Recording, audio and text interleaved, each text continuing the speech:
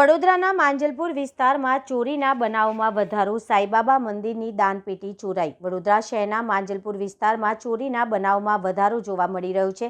તાજેતરમાં હુસેન સરપંચથી જીઆઈડીસી તરફ જતા મુખ્ય માર્ગ પર આવેલા મારુતિધામ સાઈબાબા મંદિરમાં દાનપેટીની ચોરીનો બનાવ સામે આવ્યો છે। માહિતી અનુસાર વહેલી સવારે પૂજારી મંદિરમાં પહોંચ્યા ત્યારે તેમને દાનપેટી ગાયબ હોવાનું ધ્યાનમાં આવ્યું। ત્યારબાદ મંદિરના અન્ય કાર્યકરોને જાણ કરી પોલીસને માહિતી આપવામાં આવી હતી।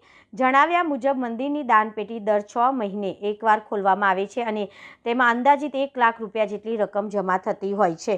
આ ઉપરાંત તે જ દિવસે વિસ્તારના 2 અલગ અલગ જગ્યાએ ચોરીની ઘટના સામે આવતા સ્થાનિકોમાં ભયનો માહોલ જોવા મળી રહ્યો છે।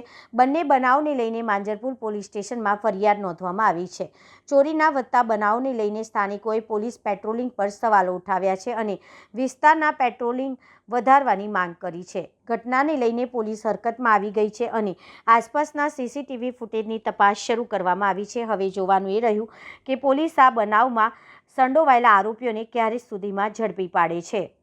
સુસનથી વડસર જતા વચ્ચે મારુતિધામના નાકે એક સાંઈબાબા મંદિર આવેલું છે। ત્યાં ગઈકાલે રાતે તસ્કરો પાછળથી જાળી કૂદીને ઉપરથી અને મંદિરનો નચુકો તોડીને જે મોટી દાનપેટી હતી તે લઈને જતા રહ્યા છે।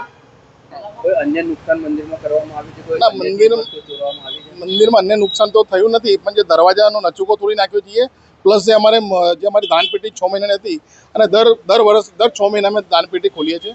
તેમાં લાખ રૂપિયાની આજુબાજુ અમારો માતબાર નકામ હોય છે। એમાં આજે રામનવમી આવવાની છે, આવતી રામનવમી ત્યારે અમારે દાનપેટી ખોલવાની છે અને ગઈકાલ રાતે ચોરી થઈ છે। એક બહુ દુઃખદ ઘટના છે। લોકો ભગવાનને બી છોડતા નથી। વિચાર કરો, લોકોને પોલીસનો કે કોઈનો કે કાયદાનો ડર જ નથી રહ્યો। પોલીસ ભગવાનને બી નથી છોડતા, મંદિરમાં ચોરી કરે છે। આજે મંદિર આવેલું છે કયા પોલીસ સ્ટેશનના હદ વિસ્તારમાં આવેલું? આ જે સાંઈ મંદિર છે જીઆઈડીસી વિસ્તારમાં માંજલપુર હદ વિસ્તારની આવેલું છે।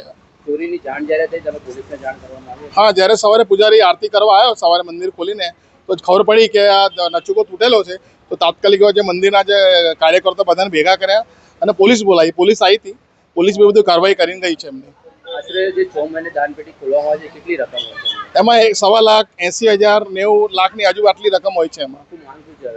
અત્યારે અમારી એ જ માંગ છે કે આજે ચોર પકડાય તો આવા ચોરને સખતમાં સખત સજા થાય અને બીજી વાર આવું ચોરીઓ ના કરે એવો સમાજમાં દાખલો બેસવો જોઈએ। શું નામ છે આપનું? મારું નામ વિજય મટ્ટુ, સામાજિક કાર્યકર।